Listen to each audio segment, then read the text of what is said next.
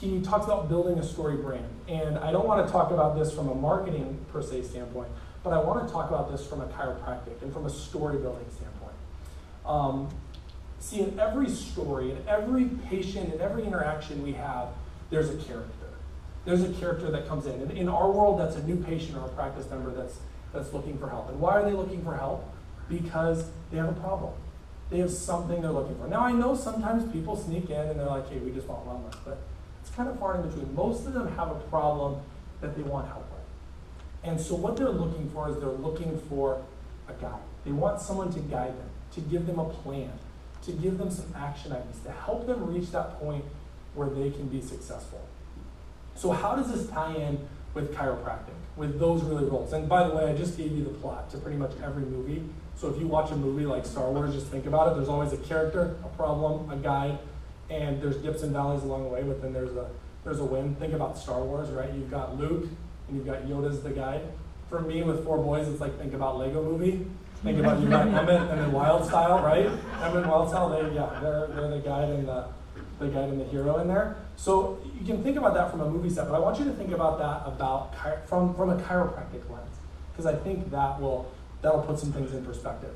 So in our office, how we market or how we share our messages with story. We don't call them testimonials, we call them stories. We want to share people's stories.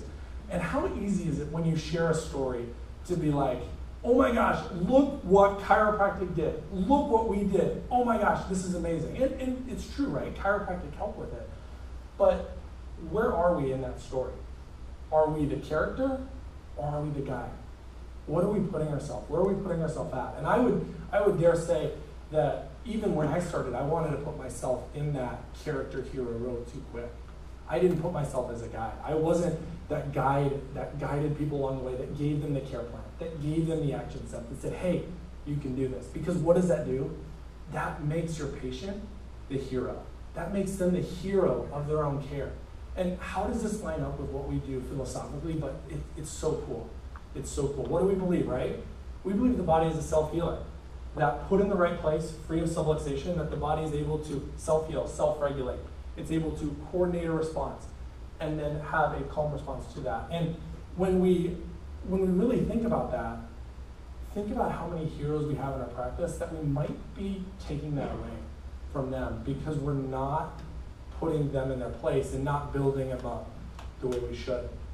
See, I think this is good for 2 ways, and this really helped me at first, and then I really saw how it helped my patients too. Helped me because now I can sit across from that mom and I can say, we can help you. We can help you. Because no matter where you're at, your body is capable of healing itself.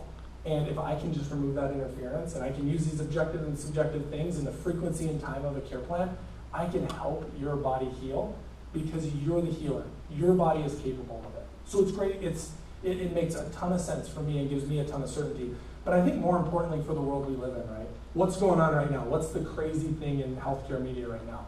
World Health Organization just said that people who don't vaccinate are, enemy number 1, right? They're a world health threat. And I don't want to talk about vaccines by any means, but I want to talk about the premise of this. Is what are we told as a society right now? Every single family. This is what I was told when I had a family before I came into chiropractic. It said, hey, your body can't do it.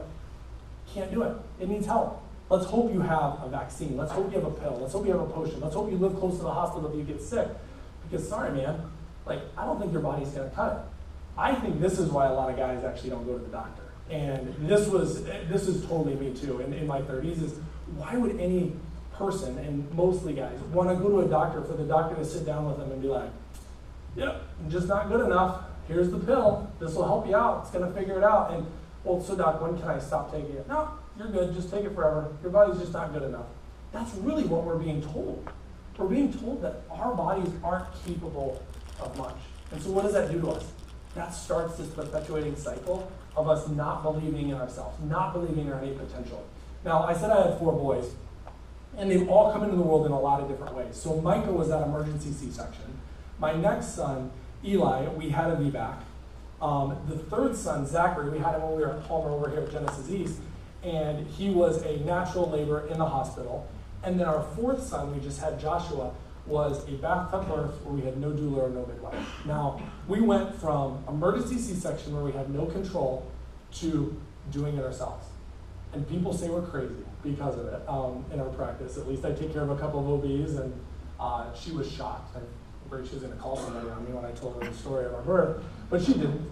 But it's amazing how far I've come and been able to see the power of the body from when I first started, and to have pure confidence in what the body can do in an unsubluxated state and how amazing it can be. But I wasn't there. But what are we doing when we put ourselves in that hero role? We're still not giving our patients, we're still not giving our practice members their true role. They're the true heroes. Their bodies can do it. They don't need anything else. But what they do need is they need a body that's free of interference, free of subluxation, able to perceive what's going on around them the right way. Then they can coordinate it, and then they can respond appropriately. The beauty of what we do, and I love to say this, is it's not dosage dependent. Is you think about medications, when people are on a medication, hey, here's your ADHD med. Well, can I ever go off this? We're like, no, we're gonna see if 20 milligrams is right, and if that's right, just write it out, you're good. Well, are they ever gonna be able to go off it? I don't know, just keep going.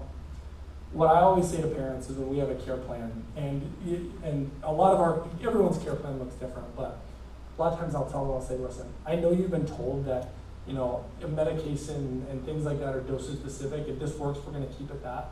That's not what your human body does. Our goal is to let your body be functioning better so you have a great health momentum and your body can really heal itself. And so at that point, as we start to see things getting better, both objectively and subjectively, we're gonna start to actually back off because we know you can do it on your own. Now, if there wasn't stress in the world, there wasn't any type of subluxation in the world. I like to a lot of times say subluxation is just stress stuck on within the nervous system. If there wasn't that, would you need us? Probably not, but you do. So you are going to need us at a certain point from like a wellness care standpoint, whether it be once a week, once every other week. But as you start to heal, you're going to need less of us. Think about what BJ said. BJ said, there's that health momentum, right? You're either going down towards disease or you're going up towards ease. There's no real set point. And our job is to help them go up towards ease and help them to truly be that hero.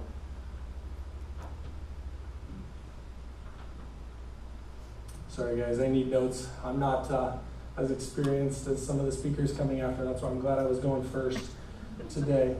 So two things today that I'll leave you with. One, if you haven't found your why, look for it. Really look for it. And if you got wavered in school, it's okay. Try to find it again. Today, I want to start today out with intention for you.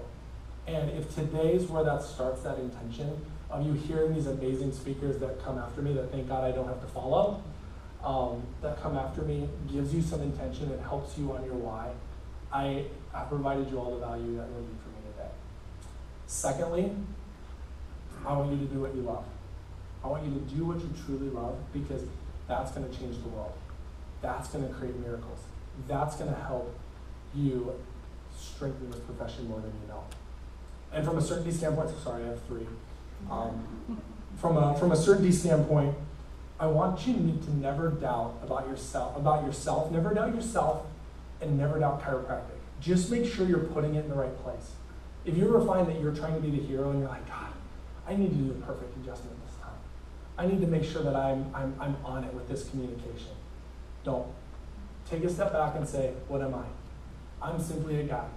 It's my job to help this person get unsubluxated so that way they can accomplish it and they can be the hero. Because when they're the hero, miracles happen. I've seen it in my own life. I've seen it with my son Micah. Didn't know how he got better. He got better through chiropractic. And today I'll leave you with that. Just find your why and also have certainty in what you do and let your patients be the hero. Thank you guys.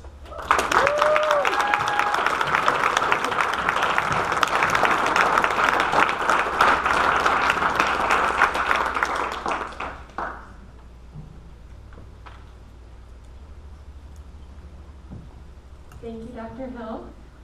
My name is Sarah Lindholm. I'm the Public Relations Coordinator for Student ICA at Palmer. I'm going to welcome our next speaker, Dr. Mark Lindholm, to the stage. Dr. Lindholm has over 25 years of experience running a large practice in Elkhart, Indiana. There are 2 other chiropractors there, and they also have 3 massage therapists. He is also a CBD oral endocannabinoid expert, and he has actually recently released a book called A Doctor's Perspective on CBD. So today he's going to be sharing how to use SAM to grow your chiropractic practice. So please welcome Dr. Lindholm.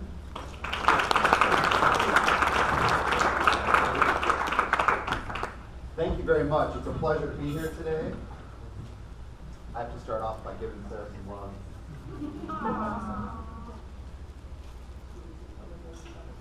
Sarah's my daughter. But I'd hug any of you. So one of the principles I'm going to talk about is the love principle. So we're going to start by sharing some love. So first I want to talk about hugs. And I just gave Sarah my favorite kind of hug. It's the big kind of rock, hold hug, really tight. Okay? All right. But sometimes there's other hugs, like if I was hugging Santa, I'd do the bro hug. And then you might do the tap on the back. Right? Maybe if you don't know the person, I'm sure if you want to hug them. Okay, like that. Right? So I want all of you to stand up, get somebody, and do one of those kind of hugs. Okay? We're going to share some love. All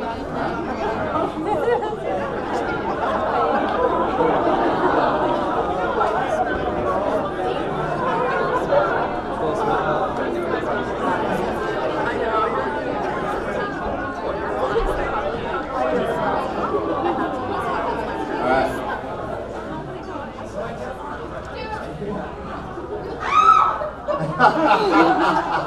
We got some good hugs going on back there. All right. I didn't do the bear hug, lift them off the ground. Did you get an anterior thoracic adjustment out of that? All right. So the other benefit of that is we know that movement drives the brain, right? So I just got you all moving. I want your brain to be on fire. I'm going to share some information with you. So I have to start off, though. Am I too loud? I have to start off by